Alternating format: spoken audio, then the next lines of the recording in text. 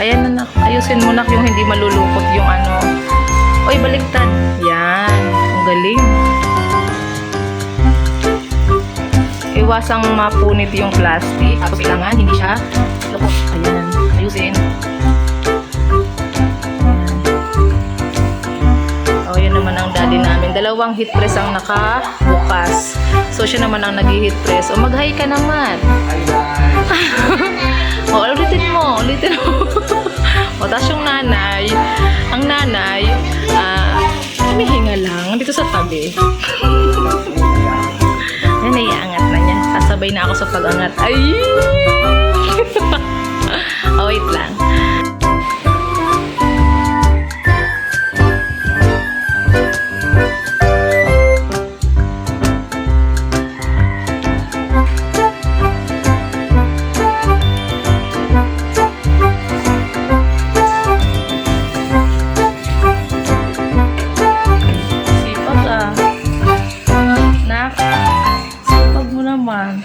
Very good naman.